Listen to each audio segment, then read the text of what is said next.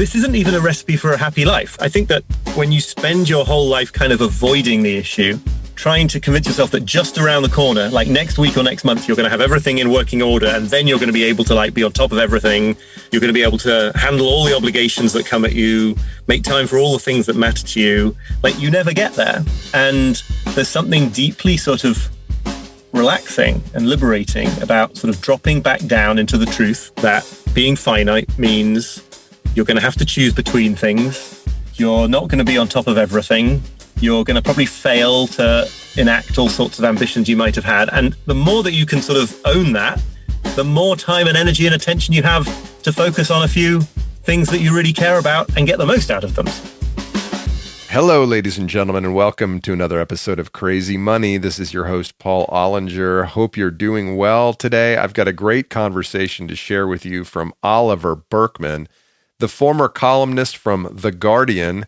Has a new book out. It's called 4,000 Weeks, Time Management for Mortals, which Adam Grant calls the most important book ever written about time management.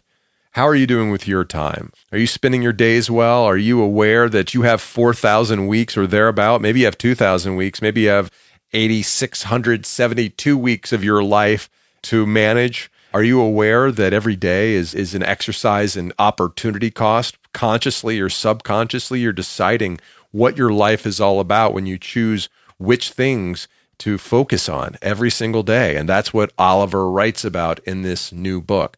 So 4,000 weeks is about 80 years, and let's call that about the approximate lifespan or life expectancy of a newborn child today.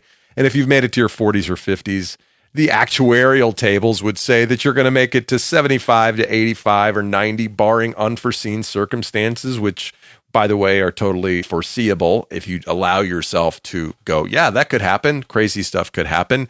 Happens all the time. Anyway, let's just say that we've got on average 4,000 weeks to spend. Oliver, in this new book, makes the argument that abandoning the illusion that we can or should try to get everything done is the key to leading our most meaningful life. In other words, the attempt to try to get everything done leaves us miserable, unsatisfied, and isolated. And so one of the keys to productivity, which is even, I think, a poorly chosen word by me here, that we shouldn't be thinking about life as being an exercise in productivity, that we should be thinking about how do we get the most out of life? How do we get the most meaning out of life? How do we get the most happiness out of life?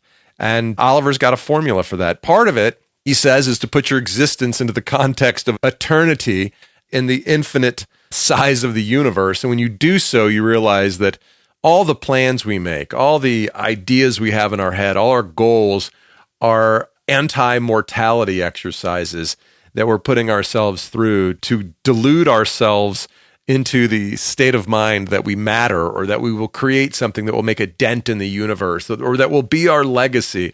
And fine, your kids are your legacy. Maybe their kids are their legacy. And maybe you'll be remembered for a generation or two. Or if you're extraordinary, you'll produce something, a body of work, a song, a prayer, something that might last you by 100 or a couple hundred years. But for the most part, we fill our days with activities that distract us from our own mortality. And Oliver argues that when we come face to face with that, we can start to decide to do things that matter. And since we've come to that awareness, why don't we just spend all our time doing things that we love and we know have meaning, like going for a long hike in the woods, or going fishing with your friends, or making dinner or breakfast for your children? Hey, not a bad question. Why aren't we doing more of that stuff? Fans of the podcast will recall that Oliver has appeared on Crazy Money before. On his first appearance, we discussed his book, The Antidote: Happiness for People Who Can't Stand Positive Thinking, in which he lays out an equally counterintuitive argument saying that real happiness comes when we start to bring our expectations into line with what we should want in our lives. And we stop pursuing the things that don't bring us happiness. We'll have a much better outcome and spend our time doing the things that do bring us happiness. His writing and his attitude can be misinterpreted. And indeed, one loyal Crazy Money listener, Mark Widener, also a friend, said, hey, let's go and talk about this, because I think that I'm a pretty happy guy and I'm optimistic, and I don't think that that's a bad thing. And we had a long walk and we had a great conversation. And I agree with Mark that being positive and being optimistic is a good thing. These are not mutually exclusive attitudes. These are not mutually exclusive philosophies. Well, Oliver says, hey, look, when you stop worrying about being famous, when you stop worrying about being rich, you have the opportunity to pursue meaning. And that doesn't mean you're a curmudgeon. It doesn't mean that you're an Eeyore, to use a Winnie the Pooh reference. It means that, you know what you are trying to pursue in life, and that pursuit is enough, and that you don't have to prescribe to the shiny, happy people philosophy that REM sang about back in the day. Love Mark Widener's positivity. I love Oliver Burkeman's writing. I loved this conversation. I hope you'll enjoy it. This, friends, is my conversation with Oliver Burkeman. Oliver Burkeman, welcome back to Crazy Money. Thanks very much for asking me. I feel like Terry Gross when I say that. I feel like I've been on the air for 40 years now, and, these are old friends, but it's nice to see you again. When I finished writing my Guardian column last year, I've been doing it weekly for more than a decade, somebody got in touch to say they'd grown up with my writing, and it was meant as a compliment, but I just made me feel so old. Well, the youngest Crazy Money listener has not grown up with Crazy Money yet, but we're all growing up together in middle age. We're all trying to, right. And that's kind of the theme of a lot of your writing, right? It's a lot of it is how do we become better people? How do we become more evolved human beings? And the title of the new book is 4,000 Weeks Time Management for Mortals. Your opening statement is this: in the long run, we're all dead. And I was like, there's the Oliver Burkeman I've come to love. Yeah, not an original quote, but yeah. This is a book about the fact that life is finite, which I think is not a depressing thought. But I'm always a little concerned titling the book 4,000 Weeks, which is the average length of it's an 80-year lifespan approximately in weeks. I'm a little concerned that people might just figure that out and run away scared rather than purchasing the book and finding out that it's not a cause for despair. Well, as I was Googling the title to go to your website or to see where the book was being sold or whatever, and I came across these calendars that people make, 4,000 week calendars, where you actually cross off or fill in the blanks of all the 4,000 weeks of your lives as you go. Right. That seems to be far more morbid than acknowledging it, than making the connection between our finite lives and time management. Right. And I think there's sort of two ways to go wrong with this. One is to sort of think that there's something incredibly terrifying and depressing about mortality, which I guess is not going wrong, because I think there is something terrifying and depressing, but there's a way of sort of metabolizing that can become energizing. The other, and I'm also sort of at pains to steer clear of this, I think, is that kind of idea that you've got to incredibly stressfully go through life, seizing the day in an incredibly self-conscious way and making sure you go base jumping every single weekend, because otherwise you're not really sucking the marrow out of life. And I don't think that's a fun way to be either, actually, to be so sort of panicky about the fact that you only live once that you can't relax. So I'm sort of trying to steer a path between those. I actually have a bit about, I'm a comedian, as you may or may not remember, and I've got heart disease. The most annoying thing when I told people I had it, they'd say, you've got to live every day as if it's your last. And it's like, no, you don't. I don't need a squirrel suit. I don't need to go base jumping. If we all know life is short, why shouldn't we try to make it perfect? The idea that I'm getting at here, I think, is that so much of our instinctive and culturally reinforced ways of relating to time, both in the context of time management and productivity advice, which we can talk about if you want, but also just more generally, the purpose that it really serves is kind of enabling our delusion that we're limitless, that we're going to live forever, that we don't have to make tough choices, rather than pushing us gently towards that discomforting but true state of affairs. And the thing I really want to try to convey is that this isn't even a recipe for a happy life. I think that when you spend your whole life kind of avoiding the issue, trying to convince yourself that just around the corner, like next week or next month, you're going to have everything in working order, and then you're going to be able to be on top of everything. You're going to be able to handle all the obligations that come at you, make time for all the things that matter to you. You never get there. And there's something deeply sort of relaxing about and liberating about sort of dropping back down into the truth that being finite means you're going to have to choose between things. You're not going to be on top of everything. You're going to probably fail to enact all sorts of ambitions you might have had. And the more that you can sort of own that, the more time and energy and attention you have to focus on a few things that you really care about and get the most out of them. So it's like once you let that go, that kind of impossible quest, that's when you have like the focus and the power, I think, to do the possible things, which is where life gets really meaningful and fun. One of the main points you come at a couple of different ways is what you just said, that the day will never arrive when you have everything under control. So we might as well stop trying and distracting ourselves from our own mortality and or imperfection by trying to get everything done. So you feel strongly that when you just let go of it and pick your path, your handful of things that you're going to concentrate on, you'll be better at the things that are actually more relevant to who you are as a human being.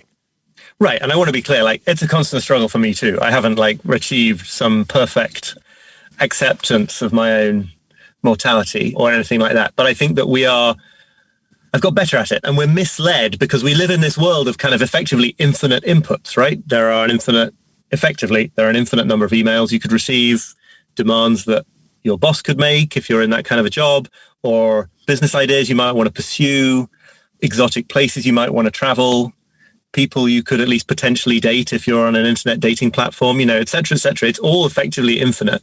And it's just simple math, right? If you're trying to sort of encompass and find time for and get around to an infinite number of things when you're finite, like that can only be a recipe for anxiety and never quite getting to that point.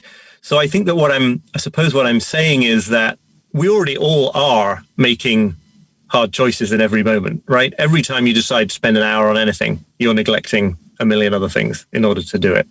The difference is that, like, can you do that a bit more consciously? Can you accept that that is what we're all doing and see that, like, the real art of time management is not figuring out how to become perfectly optimized, but making the right choices about, like, what to neglect, because neglecting things is a given. It's just baked into the situation.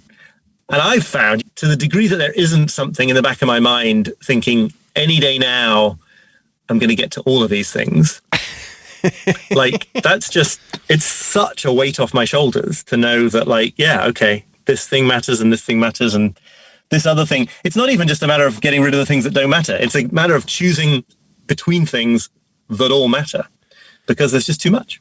So none of us is ever going to paint our masterpiece. Is that the idea? I'm not sure I want to say that. No, I think if what you mean by the masterpiece is the perfect thing that you're holding out for, then I think it's really useful to understand that, like, the baked in imperfection here means you might as well just get started with stuff, because the sort of perfect thing doesn't exist in the world. But I also think, from another interpretation of that phrase, this is how to paint your masterpiece, right? To sort of come back down to earth, to enter into reality, and to stop pursuing these kind of ways of organizing your time that are all just based on, like, tricking yourself into thinking that next week you're going to be on top of everything. I feel like we got very deep very quickly. I blame your questions. I'll accept that responsibility. Tell me why you like walking on the English countryside so much. One of the challenges of using time well is that if you really focus too much on the idea of using time well, you end up, like, instrumentalizing every minute of the day, right? So everything you're doing, you do for the purposes of something else.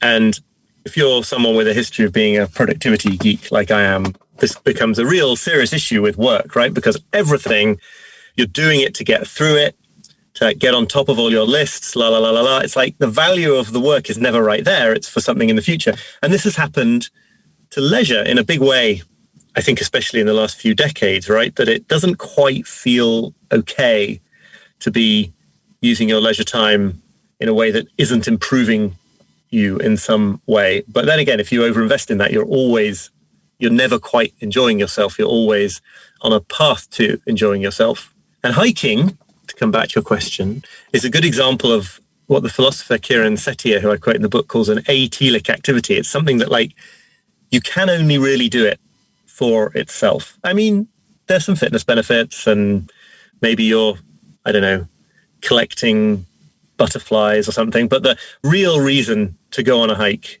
as I love to do in the Northern English countryside in the Yorkshire Dales and the North York Moors, is to go on the hike. And if you really wanted to do it most efficiently, which were or in the sort of optimized way, you would just never go because well, you start at the beginning and you go around in a loop, or you sometimes like get to a certain point and turn back. Well, there's no point in any of that except in itself. And I think that's probably true on some level of all hobbies. It seems a little bit embarrassing in this day and age to admit to having or wanting to have a hobby. And I think that's got something to do with the fact that it doesn't serve a purpose outside itself. Whereas, as I say in the book, if you call your hobby a side hustle and you're trying to make money out of it, that's super cool and fashionable. But we need more of this atelic hobby stuff, just because if you don't have any of it in life, then your life is never for now, right? It's always for some time in the future. I mean, you know that problem. A good friend of mine recently referred to this podcast as a hobby, and I was offended. I was offended, Oliver. I said, I work very hard at this. I take this very seriously. All right. And then I thought about it. I was like, okay, it's not profitable. It's not making me famous. I do it for the love of it, and I do it for the meaning of the conversations, which other people get, not millions of people, but hundreds, maybe thousands of people get some value out of. So why do I take offense at the word hobby? What's wrong with that word? What should it be called? Well, I mean, yeah, we need to rehabilitate the word hobby and see that it's kind of subversive, I think, in this day and age to pursue one. There's sort of two layers of this going on, right? One part of it is straightforwardly economic. We're so conditioned, I think, by the system that we live in that if it's not primarily to make money, it has a kind of a stigma attached.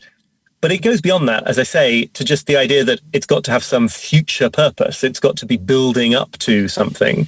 It's got to all have its point of fruition, completion in the future. And, you know, of course, we do that stuff all the time. And if I didn't have that attitude towards writing a book, I'd never get the book written. But if you only have it in your life, then you're sort of building up to, like, what? A minute on your deathbed when you get to look back and say, I did all the right stuff, but then you've missed your life. So there's a difference between taking a walk on the beautiful countryside and training for an Ironman, right?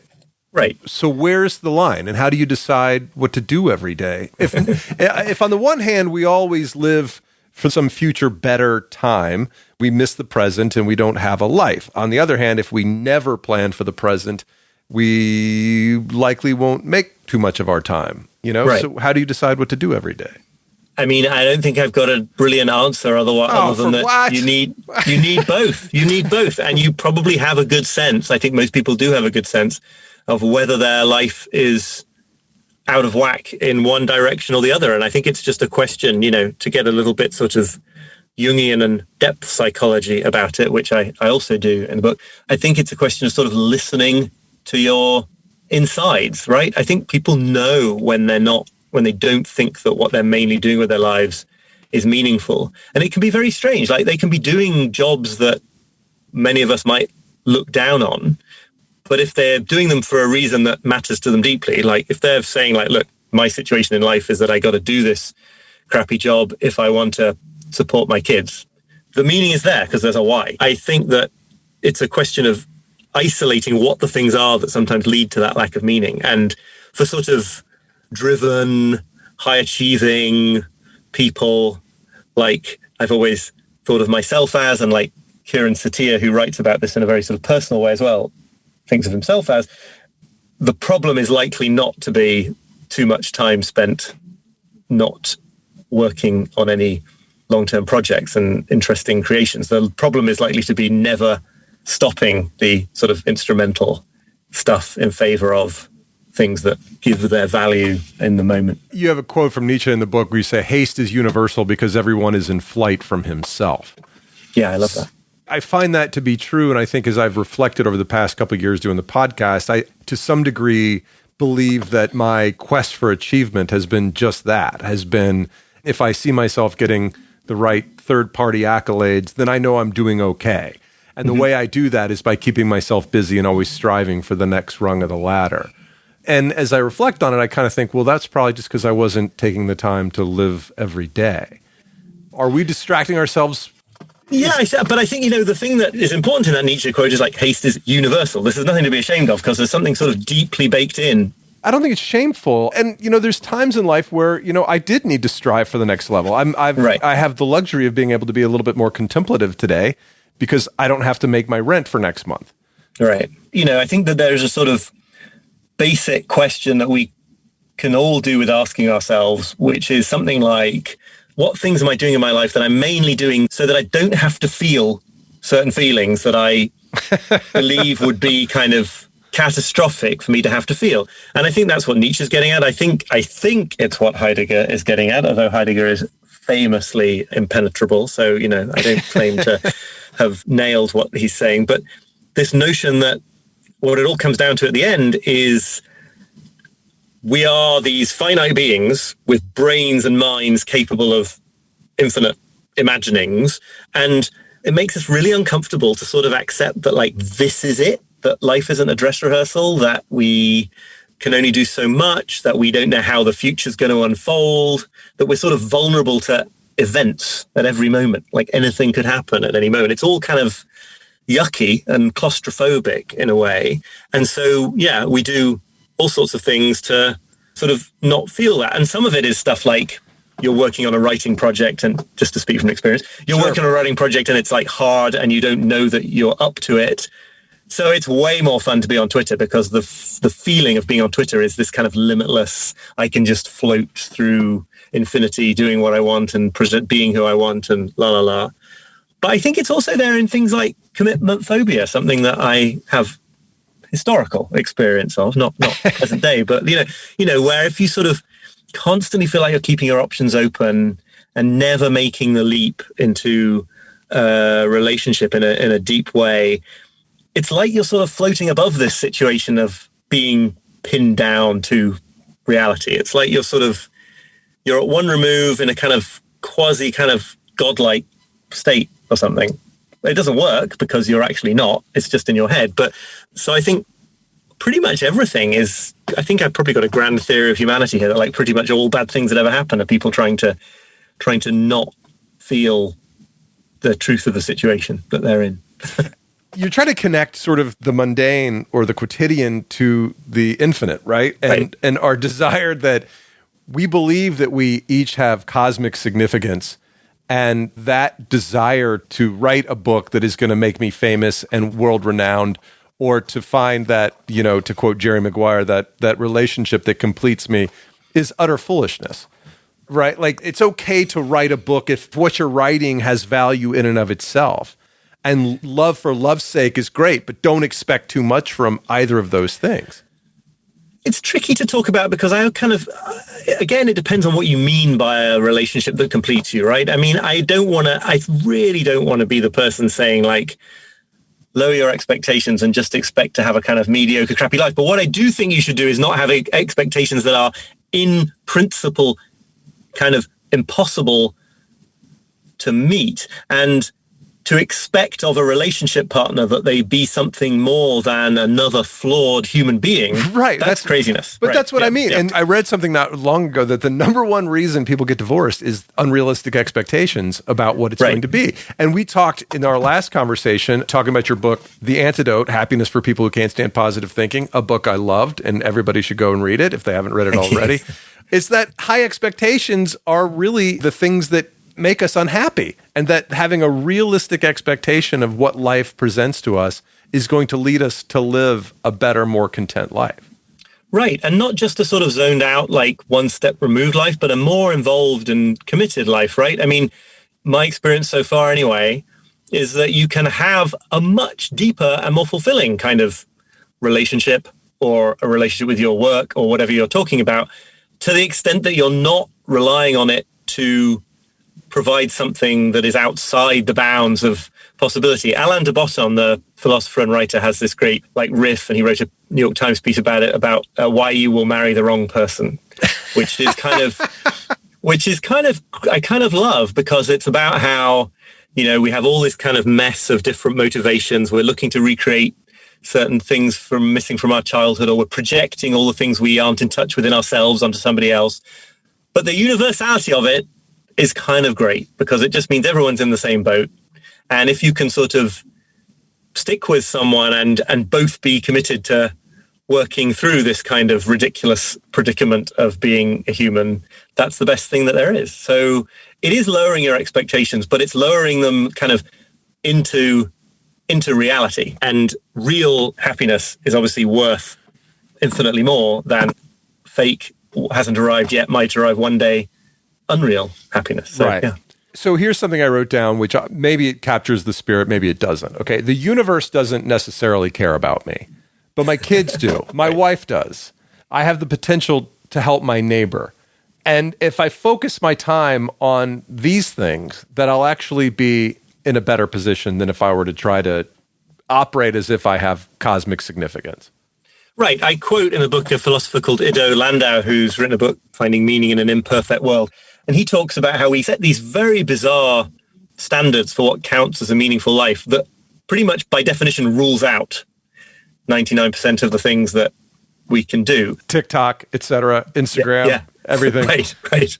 I mean, if your goal is to be remembered by history, thousands of years hence or something like that, if you've got to change the world in the sense that we normally mean by that phrase, you're automatically saying that thousands of things that we obviously know are meaningful don't count because they're not going to have that effect. And it's not that you can't invent amazing things and make a big splash and win elected office or invent extraordinary devices or software or whatever. It's not that these things aren't part of that. It's that this kind of definition of meaning rules out so many of the things that give texture and substance to our lives. Is just it's a really odd one to go around burdened with, because it just means that all these things to do with personal relationships and sort of steadily doing some fairly useful work that makes a difference to a few people. I'm in this right now with this book, actually, because I write this newsletter and I write articles and I write this book. And the thing I love the most about the work that I do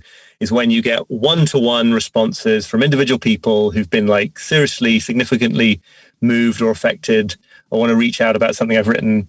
Just a person, right? It's not actually a quest for modern fame, right? There isn't a part of me when I think about it consciously that wants to be, I don't know, Kanye West or something, right? Or the president. But we've got this strange idea now, so that if you're doing anything with a little bit of a public profile, like so many of us are in journalism, podcasting, book writing, whatever, you sort of find yourself slipping into this mindset sometimes. Like what you're trying to do is scramble up that pyramid that only 5 people can ever be at the pinnacle of. When I stop to think about it, it's I don't want to be at the top of that pinnacle. It'll be total hell. I mean, it's certainly out of the realm of possibility that I would get to that level of fame, I think, but I also think it would be awful. And it wouldn't be the thing that I find most meaningful about the work that I do. So you've got to sort of be careful not to borrow other people's or the culture's definition of a meaningful life and let it sort of take you too far away from what would be a meaningful life for you. And being aware of what you think will be a meaningful life, because we think one thing which sometimes isn't exactly what contributes to meaningful life. But you actually tried this, right? You tried to align the hours of your day with your values. Oh, I've tried every one of these techniques, right? Where you're sort of there are some crazy books out there. These are books that say, it always says there's always one page at the beginning of one of these kind of life planning books that says first of all, figure out your core values. Okay, now, and you're hang on. How do I figure out my core values? What the heck does that mean? But then, yes, if you sort of think you've figured out your core values, you then try and figure out all the different ways this week and then this day and then this hour that you quickly go insane. But I think it's an example of a broader thing that I write a bit about, which is this idea, this kind of, it's time management, right? It's the idea that your relationship to time is something it's a thing, and you can kind of manipulate and direct it, and that this is going to lead to the most satisfying life. But there's something really weird about that idea, isn't there? Because time, as many people have observed, it can't be managed. It just passes, and you get one moment of it at a time, and you can't put it aside for later. It's not like money in that respect. Actually, one of the most interesting parts of putting this book together was sort of doing the research to discover how many points in history, and then maybe even also some kind of certain indigenous communities today, this whole notion of time didn't apply, right? This idea that our time is something that we have to use in a certain way, or that is kind of weighing down on us or running out, or we might be wasting it or stewarding it well. That whole idea, as opposed to just time being the medium in which life flows, none of these questions would have made any sense to a early medieval English peasant, for example. Like, it just would not have made any sense to talk about. But that person's life was nothing but obligation. That's one way of thinking of it. I mean, it's a bad example in one sense, which is that person's life was certainly terrible in many ways, right? I mean... I wasn't using those as synonyms, but yeah. Right. But no, and well, actually, it's a really interesting point there, right? I mean, yes, putting aside the ways in which a medieval English peasant just had a terrible life, there was another sense in which that life was structured by obligation, which was that, if you're a farmer, the cows need milking when they need milking, and the crops need harvesting when they need harvesting, right? The tasks of life offer no scope for let's do all the milking for the month today so that we can get it out of the way and be more optimized and efficient. Like, it's just not going to happen. You're yoked to reality in a different way, as you would be, like, even if it wasn't kind of massively exploited by the feudal lords and suffering from diseases where their limbs fell off all the time and everything. So it's just a sort of, I certainly don't think that we should go back to any aspect of the lifestyle of medieval peasants, but I think there is something to learn from this. There is something to learn from that idea of not constantly trying to sort of back out of reality and then manipulate it, but what it feels like to just acknowledge that you just are in it. And it happens for us sometimes, and I write and I always think about the experience of being a parent of a newborn, which I'm not anymore, but I was a few years ago. That's another example. I suspect it was far more true for my wife even than it was for me, but where you're so governed by the rhythms, kid wakes up, the kid needs feeding, the kid needs a diaper changing, something stressful about time is taken out of the equation there, even though the circumstances can be very stressful because, like, you just had a kid and you don't know what the hell you're doing and how do you keep it alive. But there's something is taken away, which is this kind of weighty thing that sits on a lot of our shoulders, I think, in the modern world of sort of like, how should I use my time best? How should I structure my day? What order should I do things in? What's my priority here? Am I living a meaningful life? There's something incredibly liberating about those moments when you're just like, no choice. And you've got an anecdote in the book about a woman who kind of went back to nature and tried to live a more simple life. So should we all be pulling like a Thoreau on a cul-de-sac kind of life? Should I be churning my own butter? Would I find life to be more satisfying? And of course, we know that Thoreau actually had someone, he took his laundry back into town or something and went back to his mother's house on a regular basis. No, I don't think it's about the specific lifestyle you choose, but the very interesting thing about the person you're mentioning there, Sylvia Kiesmat, who's a Bible scholar and an agriculturalist, that's an example of a life, I argue, and because she argues it, rejecting convenience as a kind of thing to organize your life around. So it's not that it's better to live rurally or do farm type things instead of web development type things.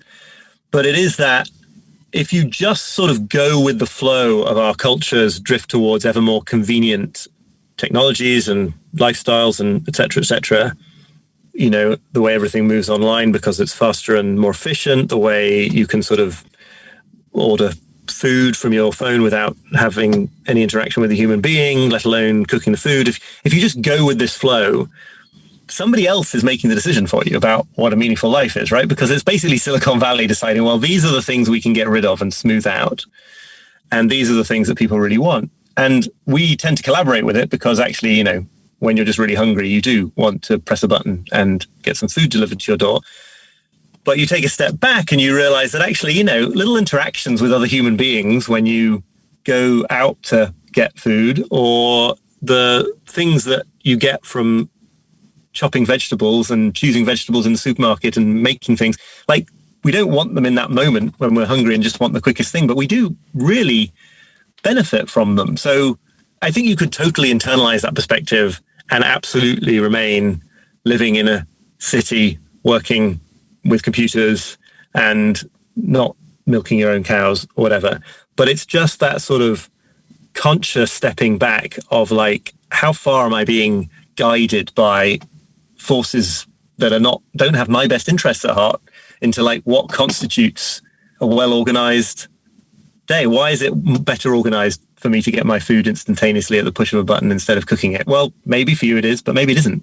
You write that when you render a process more convenient, you drain it of its meaning. So that's why a handwritten letter is more satisfying than a text, or a meal cooked with friends has more depth to it than ordering a pizza by yourself. There seems to be this overlap between things that feel a bit like the work involved, the chore, the effort, and the sense that it really mattered. You know, I live in the US and have lots of family in the UK, and I have traditionally been very bad at remembering to mark their birthdays on time. And one of the things you end up doing in those situations is you use these services where you go online and you pick a photo or you upload a photo and you put a funny message and it prints a card and sends it locally from the UK, and it gets there on time. And I suppose it's better than nothing, but like, I think everyone in that process is aware that something has been missed. And they say it's the thought that counts. Well, I had the thought, right. But no, I think what counts in that situation is like that you put in some time to going and buying a card and thinking of it in time and writing in it with a pen or sending a gift, whatever. But I think convenience sort of speaks to our worst selves, and it leads us into this situation where like you end up doing what's most convenient instead of what you would be happiest to have done. The best part of that is that on January 1st of any given year, you could fill out all of those birthday cards. Right. You can't pre-milk a cow, but you can preload birthday cards for the year for all of your family. And actually, I want to start a service now. Does this exist where you could then just deliver all those cards to one company who would then like dispatch them through the year at exactly the right times? Theoretically, you could do it decades in advance. I mean, you'd probably overpay for people who died early. You'd probably offend the relatives of those people, wouldn't you, when the card arrived? All right, speaking of offense, there was one issue in the book that I take particular umbrage at, which is the fact that you seem to argue that it's pointless to get to the airport early, which is a middle-aged man is one of my favorite things to do. Yeah, well, I come from like childhood trauma on this issue because I come from a family of compulsive planners who, leave like multiple hours to get to the airport and get to the railway station. They end up like hanging around for hours because they left so much slack. I mean, look, do it if you want, but I think that what I'm criticizing. You're on my wife's side. You're on my. You realize this is affecting my marriage. I'm actually on your side. Like I'm fighting the compulsive planning tendency in myself, right? So like, no, I am not that person. I'm in a sort of inner process of struggling with that person. But the point I'm sort of making is we people who want to sort of be incredibly cautious and plan everything out and make sure everything works, we're trying to achieve something that you can't actually ever achieve, which is reassurance that the future will unfold in the way that you think you need it to. So you'll notice, I think, maybe you'll tell me I'm wrong, but like you'll notice that like the mindset of leaving lots of hours to go to the airport doesn't actually go along with then like totally relaxing and being happy. It's kind of you sort of stay on edge. And the reason you stay on edge, I argue, is because, well, firstly, you can't be certain that you're leaving enough time to get to the airport, right? I mean, you could leave 6 hours to do a 1 hour journey and something could still get in the way. And then secondly, then you've just got whether the flight leaves on time to worry about. And then you've got whether the flight arrives on time for your onward connection to worry about, right? The time just keeps on going. So the future like doesn't stop. And so you can't ever get the grip on it that I think planning is often an attempt to get. And so I think it's a recipe for sort of systematically a kind of recipe for constant anxiety because you're trying and failing to control something that nobody can control, which is the future that hasn't happened yet. So no better example of our inability to control our environment than what we've all gone through in the past, 16 or so months. What lessons from the pandemic and quarantine did you work into this book?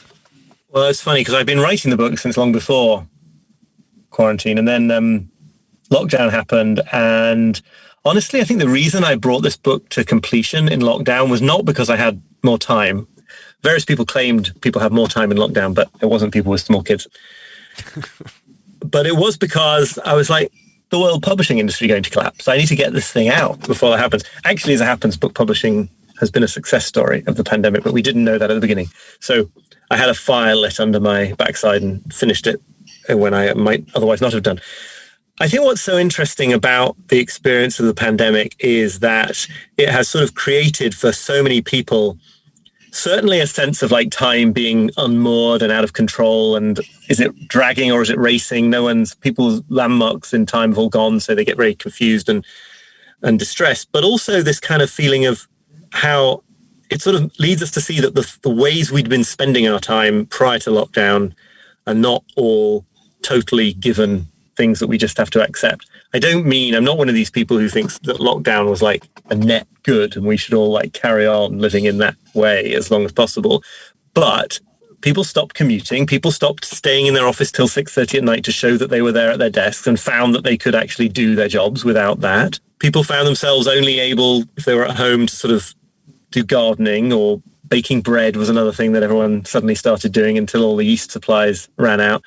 People did report like strange sort of a sense of kind of bittersweet gratitude, right? That they were sort of, you start to see what matters. And obviously that's partly because a very large number of people are dying. And so the fragility of life is incredibly obvious as well. But like, at least for the beginning bit, the time when we were all applauding emergency workers on our doorsteps at 7 p.m. in New York City was really moving. And it was really kind of like, oh, this is a good way to spend your time.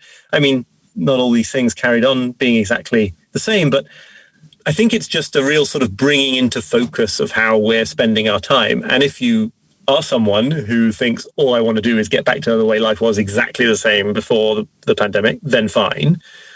But there's an opportunity to be conscious and to say, like, maybe that isn't the thing for me. And we see it, right? There's many, many reports, both of sort of relatively upper income, younger people leaving jobs and going off around the world because you only live once. And then also of restaurants finding it harder and harder to recruit people, perhaps partly because those restaurant workers are just like, oh, maybe I'm not going to do this now. If the whole world is so insecure, maybe I'm not going to pursue this particular kind of insecure employment if there's no particular benefit to doing so. So there's this kind of moment of possibility that we could capitalize on. To what degree do you think it's that the quarantine gave us the excuse to not do things we didn't want to do? And to what degree do you think it's people actually becoming more aware of their own mortality? That's funny. I guess it's both. I guess I almost want to say those are the same thing, because the idea that you might want to spend your time differently is sort of inextricably linked to your mortality, right? Because if you lived forever, it just wouldn't matter. Like, I mean, I think it would be hell to live forever for various reasons. But if you did, I could work in an office in downtown Manhattan for a couple of centuries and then live on the top of a mountain in the Himalayas for a couple of centuries. There'd be no rush. You'd try all these lives. So I think that these two things are connected. So I think, for example, one thing that happened in lockdown for people who had been used to busy social lives before was the sort of temporary end of FOMO, right? You're just like, there's nothing to miss out on. So you don't feel that you're missing out on it. And that might, if you sort of reflect on that, that might cause you to understand, just to get onto another of my soapbox points, that like FOMO is a really weird thing to feel because you're always missing out on almost everything by definition. And so maybe you can go back into the world where there is FOMO with less of it yourself, because you see the truth of the situation now, which is obviously there are 1,000 things happening in a big city on any evening that you could be at but aren't. And maybe that's fine. Yeah. All right, a couple more questions and we'll wrap it up. If you knew for sure that you were going to die tomorrow, how would you spend your day? Oh, God. That's a wild question. Well, it's such a cliche, though, but like, have you thought about, like, truly, if you were going to die, how would you do it? What would you do? I sort of feel torn between the most elevating and important activities and then just like, there's various people I wouldn't mind telling them what I thought of them. You mean expressing your gratitude to your friends? Right, exactly, loved ones? yeah. Because that's what I heard you say. To answer that question incredibly seriously to the point that I find it very upsetting, I'm sure I would just want to spend the time with my closest loved ones. I can't imagine that anyone would ultimately want to do anything other than that.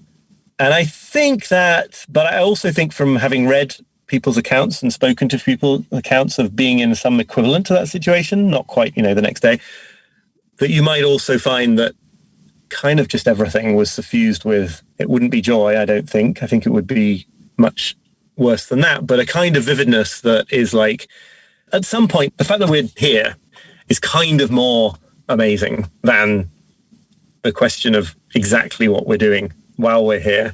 And so it might be that sort of anything would have that level of meaning, just because it's like, just occasionally you glimpse this, even in happier times, right? You're sort of like, hang on, being on the planet is just a mind-bendingly slim chance and a sort of extraordinary, inexplicable thing, and nobody knows how to explain consciousness, and it's all just so weird and amazing.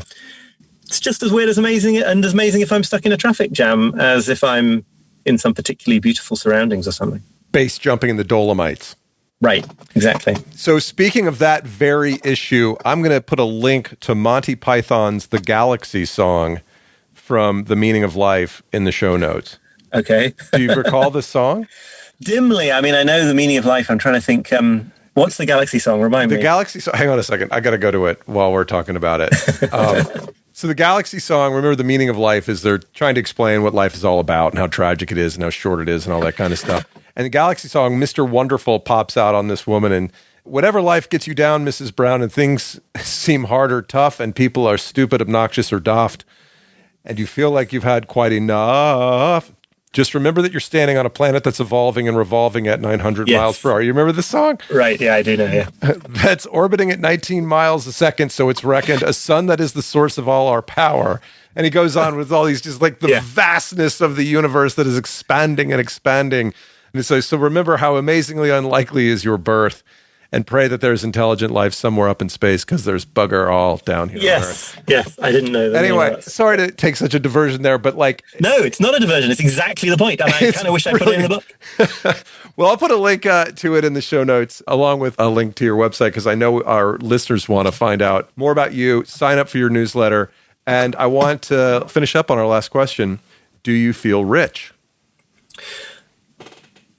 On my bad days, I feel like nothing would ever satisfy the sort of insecurity and desire for more, right? I feel like you could never financially feel rich enough, because all the pressures are towards the idea that you need more and you need more and you need more.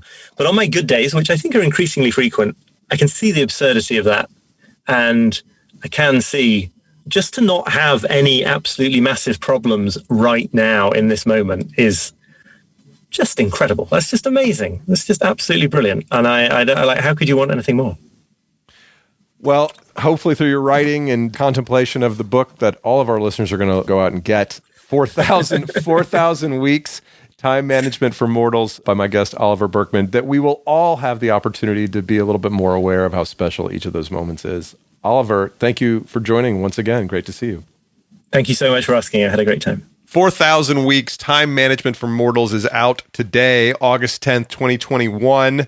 Get your copy at the link in the show notes. Also sign up for Oliver's newsletter. His writing is meaningful to me. I find him a good reminder of the things that we should be focusing on in life. And he makes it fun and funny if you like bald, dry-humored people. And if you're listening to this podcast, you must like that. All right, let's get to the takeaways. You're not only the sum of everything you do, you're also the sum of everything you don't do. Opportunity cost is a huge theme in this book, and he talks about the joy of missing out. Think about the things that would improve your life if you missed out on them, like toxic relationships. Can you choose not to participate in them? Can you choose not to waste your days on social media? Of course, I spend a little bit of time on social media, and Facebook has been good for me in the net.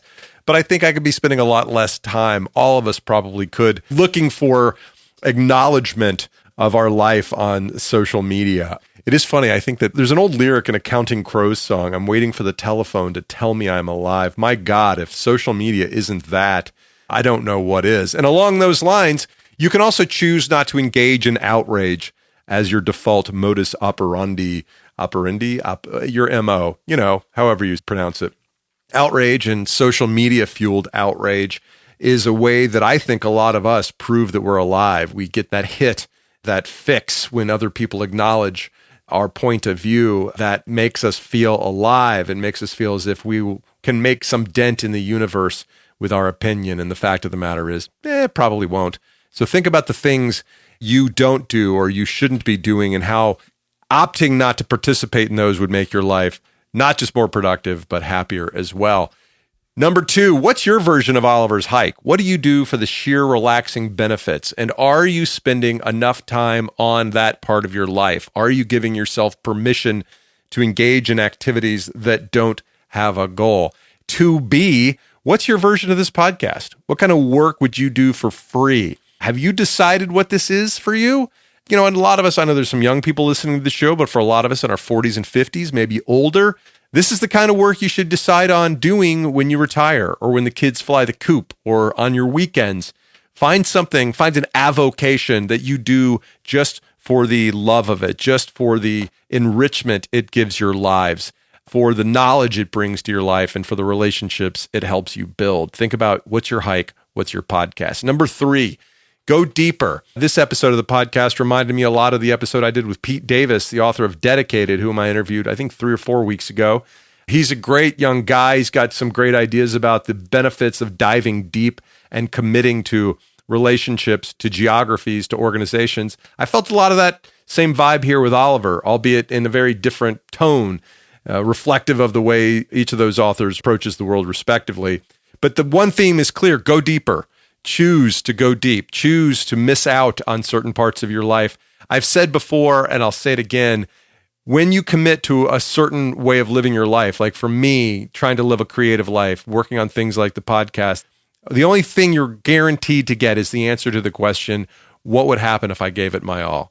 And that answer comes at the expense of what would happen if I gave another way of living my all. I'm not saying that like your creative work that has to come at the expense of parenthood or marriage or relationships or financial self-determination, but it does come at the expense of, hey, what would happen if I gave these, whatever, 40 hours a week I'm giving to this creative life to something else? And so you have to be okay letting go of that and saying, I care about this one thing the most, and I want to know the answer to the question, what would happen if I gave it my all? I think that's what Oliver is talking about here. Again, the book is 4,000 Weeks, Time Management for Mortals. Links to Oliver's website in the show notes. Also, hey, follow us on Instagram. There's links to that in the show notes. If you want to chat, shoot me a note at paul@crazymoneypodcast.com. I'd love to hear from you. Tell me what's going on in your life. Tell me guests you'd like to hear on the podcast. Coming up next week, the great Andrew Sullivan, one of America's most important journalists. He's got I was going to say a memoir, but it's not a memoir. It's a collection of his writings from 1989 to 2021. It's coming out next week. And you might be thinking to yourself, well, Paul, Andrew Sullivan is more of a political writer. He is more of a social commentarist than he is a writer on money. But I think there's a huge connection between our individual happiness and the structure of political conversations in our world today. I strongly encourage you, if you have not heard of Andrew Sullivan, and of course, if you have, to tune in next week, August 17th, when I chat with Andrew Sullivan. Until then, have a great week. Mike Carano, make me sound smart.